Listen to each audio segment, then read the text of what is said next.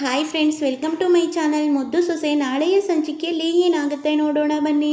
ಶುರುವಿನಲ್ಲಿ ಈ ಕಡೆ ನವೀನ್ ಬಣ್ಣ ಬಯಲಾಗೆ ಹೋಗುತ್ತೆ. ಆಗ ಮನೆಯವರೆಲ್ಲರೂ ಕೂಡ ಬೆಚ್ಚಿ ಬೀಳ್ತಾರೆ. ಆಗ ಭದ್ರ ಅಂತೂ ಕೋಪ ಮಾಡಿಕೊಂಡು ನವೀನ್ಗೆ ಸರಿಯಾಗಿ ಹಿಗ್ಗ ಮುಗ್ಗ ಹೊಡಿತಾರೆ. ಎಷ್ಟೋ ಧೈರ್ಯ ನಿನಗೆ, ಈ ರೀತಿ ಮೋಸ ಮಾಡೋಕ್ಕೆ ಎಷ್ಟು ಧೈರ್ಯ ಬಂತು ನಿನಗೆ ಅಂತ ಕೂಗಾಡ್ತಾರೆ. ಆಗ ಇನ್ಸ್ಪೆಕ್ಟರ್, ಯಾವುದೇ ಕಾರಣಕ್ಕೂ ಇವನನ್ನು ಸುಮ್ಮನೆ ಬಿಡ್ಬೇಡಿ, ಇವನನ್ನು ಅರೆಸ್ಟ್ ಮಾಡ್ಕೊಂಡು ಹೋಗಿ ಅಂತ ಭದ್ರ ಹೇಳ್ತಾರೆ. ಆಗ ನವೀನ್ ಅಂತೂ, ಅಯ್ಯೋ ಸರ್, ದಯವಿಟ್ಟು ನನ್ನನ್ನು ಕ್ಷಮಿಸಿ, ಏನೋ ಗೊತ್ತಿಲ್ಲದೆ ರೀತಿ ಆಯಿತು ಅಂತ ಕೈ ಮುಗಿದ್ರು ಕೂಡ ಯಾರೂ ಕೂಡ ಕ್ಷಮಿಸಲ್ಲ. ಆಗ ಎಂಥ ಅನಾಹುತ ಆಗೋಯ್ತು, ಇಷ್ಟೆಲ್ಲ ಆಗೋಯ್ತು. ವಿದ್ಯೆ ಇಲ್ಲ ಅಂದಿದ್ರೆ, ವಿದ್ಯೆ ಬಂದು ನಿಜ ಹೇಳಲಿಲ್ಲ ಅಂದಿದ್ರೆ ಇಷ್ಟೊತ್ತಿಗೆ ಏನಾಗ್ತಿತ್ತೋ ಏನೋ, ನಮ್ಮ ಕಣ್ಮಣಿ ಜೀವನವೇ ಹಾಳಾಗ್ತಿತ್ತು ಅಂತ ಭದ್ರ ಬೇಜಾರು ಮಾಡ್ಕೊತಾ ಇರ್ತಾರೆ. ಆಗ ಅದೇ ಟೈಮಿಗೆ ಸಾವಿತ್ರಿ ಅಂತೂ, ಈಗಲೇ ಸರಿಯಾದ ಸಮಯ, ಈಗಲೇ ಮಾತಾಡಬೇಕು ಅಂತ ಹೇಳಿ, ಹೌದು ಅಲ್ಲ ಅತ್ತಿಗೆ, ಅಷ್ಟು ಗೊತ್ತಾಗಲ್ವಾ ನಿಮಗೆ, ಎಂಥ ಸಂಬಂಧಕ್ಕೆ ತಗೊಂಡು ಬಂದಿದ್ದೀರಾ, ನಮ್ಮ ಕಣ್ಮಣಿ ಜೀವನ ಹಾಳು ಮಾಡಬೇಕು ಅಂತ ಮಾಡ್ತಾ ಇದ್ದೀರಾ ಹೇಗೆ ಅಂತ ಸಾವಿತ್ರಿ ಹೇಳ್ತಾರೆ. ಆಗ ಈಶ್ವರಿಗೆ ತುಂಬಾ ಟೆನ್ಷನ್ ಆಗ್ತಾ ಇರುತ್ತೆ. ಸಾವಿತ್ರಿ, ಏನು ಮಾತಾಡ್ತಾ ಇದೆಯಾ, ಅಷ್ಟಕ್ಕೂ ನನಗೇನು ಗೊತ್ತು ಇವನು ಈ ರೀತಿ ಅಂತ ಅಂತ ಸಾವಿತ್ರಿ ಹೇಳ್ತಾರೆ. ಸಾಕತ್ಗೆ, ನಿಮ್ಗೆ ಅಷ್ಟು ಗೊತ್ತಾಗಲ್ವಾ, ಒಂದು ಹುಡುಗಿನ ಮದುವೆ ಮಾಡಬೇಕು ಅಂದರೆ ಎಲ್ಲ ತಿಳ್ಕೊಂಡು ಮಾಡಬೇಕು, ವಿದ್ಯೆ ಇಲ್ಲ ಅಂದಿದ್ರೆ ಇಷ್ಟೊತ್ತಿಗೆ ಅದು ಏನಾಗ್ತಿತ್ತೋ ಏನೋ ಅಂತ ಸಾವಿತ್ರಿ ಕೂಡ ವಿದ್ಯಾ ಪರವಾಗಿ ಮಾತಾಡ್ತಾರೆ. ಈಶ್ವರಿ ಆ ಹುಡುಗನ ತಾಯಿ ಹತ್ರ, ಏನ್ರಿ ಇದೆಲ್ಲ, ನಿಮ್ಮನ್ನ ನಂಬಿದ್ದಕ್ಕೆ ಸರಿಯಾಗಿ ನಮಗೆ ನಾಮ ಹಾಕ್ಬಿಡ್ರಿ, ಅಲ್ಲ ಏನೋ ಪರಿಚಯ ಇದ್ದವರು ಅಂತ ನಿಮ್ಮ ಸಂಬಂಧ ಒಪ್ಕೊಂಡ್ಬಿಟ್ರೆ ಈಗ ನಮ್ಮ ಮಗಳ ಜೀವನ ಹಾಳು ಮಾಡಬೇಕು ಅಂತಲೇ ಬಂದಿದ್ದೀರಾ ಅಂತ ಬೇಕು ಅಂತಲೇ ತಪ್ಪಿಸ್ಕೊಳ್ಳೋಕ್ಕೆ ಡ್ರಾಮಾ ಮಾಡ್ತಾ ಇರ್ತಾರೆ ಈಶ್ವರಿ. ನನ್ನ ತಾಯಿ ಕೂಡ, ಏನು ಮಾತಾಡ್ತಾ ಇದ್ದೀರಾ, ಅಲ್ಲ ಎಲ್ಲದಕ್ಕೂ ನಮ್ಮ ಮೇಲೆ ಹೊಣೆ ಹಾಕ್ತಾ ಇದ್ದೀರಾ, ಅಷ್ಟಕ್ಕೂ ಇದಕ್ಕೂ ನಮಗೂ ಏನು ಸಂಬಂಧನೂ ಇಲ್ಲ ಅಂತ ಆ ನವೀನ್ ತಾಯಿ ಹೇಳ್ತಾರೆ. ಆಗ ಸಾಕ್ರಿ, ಮಾಡೋದೆಲ್ಲ ಮಾಡಿಬಿಟ್ಟು ನಮ್ಮ ಹುಡುಗಿ ಜೀವನ ಹಾಳು ಮಾಡಬೇಕು ಅಂತ ಅಂದ್ಕೊಂಡಿದ್ದೀರಾ, ನಿಮ್ಮ ಮಗನ ಬಗ್ಗೆ ಗೊತ್ತಿದ್ದು ಈ ರೀತಿ ಮಾಡ್ತಾ ಇದ್ದೀರಲ್ಲ ಅಂತ ನಾಟಕ ಮಾಡ್ತಾರೆ. ಆಗ ಸಾಕ್ರಿ, ಬಾಯಿ ಬಂದಾಗ ಮಾತಾಡಬೇಡಿ, ಅಲ್ಲ ಅಷ್ಟಕ್ಕೂ ನಿಮಗೆ ಎಲ್ಲ ಗೊತ್ತಿದ್ದೇ ಅಲ್ವಾ, ಅಷ್ಟಕ್ಕೂ ನೀವು ಈ ಮದುವೆ ಮಾಡಿದರೆ ನಿಮಗೆ ಲಾಭ ಆಗುತ್ತಂತ ತಾನೇ ಇಷ್ಟೆಲ್ಲ ಮಾಡಿದ್ದು ಅಂತ ಆ ಹುಡುಗನ ತಾಯಿ ಹೇಳ್ತಾರೆ. ಆಗ ಈಶ್ವರಿ ಅಂತೂ ಒಂದು ಕ್ಷಣ ಬೆಚ್ಚಿ ಬೀಳ್ತಾರೆ. ಓ, ನಮ್ಮ ತಪ್ಪು ಏನೂ ಇಲ್ಲ, ಎಲ್ಲ ನೀವೇ ಗೊತ್ತಿದ್ದು ಈ ರೀತಿ ಮಾಡಿ ಈಗ ನಮ್ಮ ಮೇಲೆ ಈ ರೀತಿ ಗೂಬೆ ಕೂರಿಸ್ತಾ ಇದ್ರಲ್ಲ, ಏನ್ರಿ ನೀವು ಅಂತ ಹುಡುಗನ ತಾಯಿ ಹೇಳ್ತಾರೆ. ಆಗ ಮನೆಯವರೆಲ್ಲರೂ ಕೂಡ ಶಾಕ್ ಆಗ್ತಾರೆ.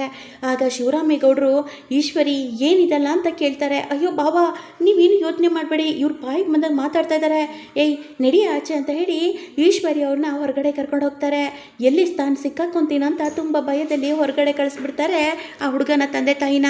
ಎಲ್ಲ ಆಗೋಯ್ತು, ನಮ್ಮ ಕಣ್ಮಣಿಗೆ ನೋಡಿರೋ ಹುಡುಗ ತುಂಬ ಒಳ್ಳೆಯವನು ಅಂತ ನಾನು ಅಂದ್ಕೊಂಡಿದ್ದೆ, ಮನೆ ಈಶ್ವರಿನೇ ಇಷ್ಟೆಲ್ಲ ಮೋಸ ಮಾಡಿಬಿಟ್ಲಾ, ಯಾಕೆ ಈಶ್ವರಿ ಈ ರೀತಿ ಮಾಡಿಬಿಟ್ಟೆ ಅಂತ ಹೇಳ್ತಾರೆ. ಅಯ್ಯೋ ಬಾವ, ಅವರೇನು ಹೇಳ್ತಾ ಇದ್ರಂತ ನೀವು ಆ ರೀತಿ ಮಾಡಿಕೊಂಡ್ರೆ ಹೇಗೆ, ಅವರು ಬೇಕು ಅಂತಲೇ ಹೇಳ್ತಾ ಇದ್ದಾರೆ ಬಾವ, ಅವ್ರ ಮಗನ ಉಳಿಸ್ಕೊಳ್ಳೋಕ್ಕೋಸ್ಕರ ಇಲ್ಲದೆ ಇರೋರ ಮೇಲೆ ಗೂಬೆ ಕೂರಿಸ್ತಾ ಇದ್ದಾರೆ ಅಷ್ಟೇ, ಅದಕ್ಕೂ ನಿದಕ್ಕೂ ಏನು ಸಂಬಂಧ ಇಲ್ಲ ಬಾವ ಅಂತ ಈಶ್ವರಿ ನಾಟಕ ಮಾಡ್ತಾರೆ. ಏನೇ ಆಗಲಿ, ನನ್ನ ಮಗಳ ಜೀವನ ಹಾಳಾಗ್ತಿತ್ತು, ನನ್ನ ಮಗಳು ಹೀಗೆ ಆಗಿದ್ದಿದ್ರೆ ಆ ನವೀನ್ ಜೊತೆ ಮದುವೆ ಮಾಡಿದ್ದಿದ್ರೆ ಅವಳಿಗೆ ಏನಾಗ್ತಿತ್ತೋ ಏನೋ ಅಂತ ಈ ಕಡೆ ಶಿವರಾಮೇಗೌಡರು ತುಂಬಾ ಭಯಪಡ್ತಾ ಇರ್ತಾರೆ.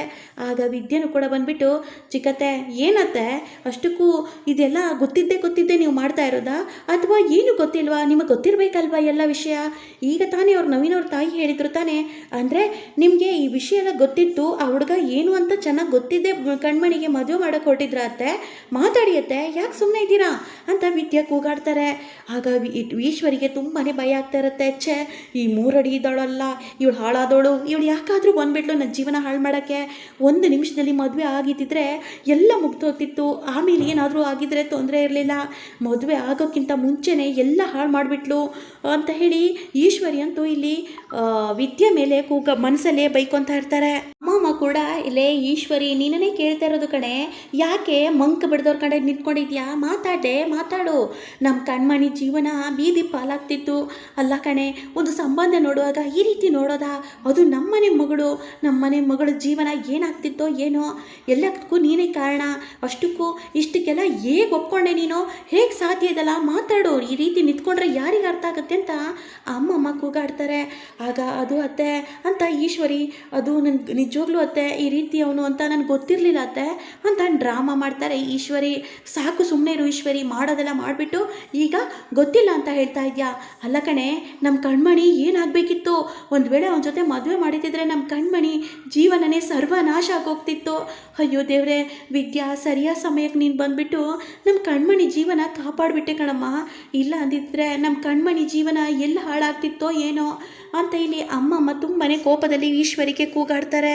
ಅಮ್ಮ ಕೂಡ ಲೇ ಶಿವರಾಮ, ಏನ್ಲ ಇದು, ಮಂಟಪದ ಹತ್ರ ಹುಡುಗಿ ಬಂದರೂ ಕೂಡ ಮದುವೆ ನಡೆದಿಲ್ಲ ಅಂದರೆ ಅಪಶಕುನ ಕಣೋ, ಮುಂದೆ ಏನು ಕಣ್ಮಣಿ ಮದುವೆ ಆಗೋದು ಹಾಗೆ, ಯಾಕೋ ಸಾನೆ ಭಯ ಆಗ್ತೈತೆ ಕಣ್ಲ, ಏನೋ ಇದೆಲ್ಲ ಅಂತ ಅಮ್ಮಮ್ಮ ಹೇಳ್ತಾರೆ.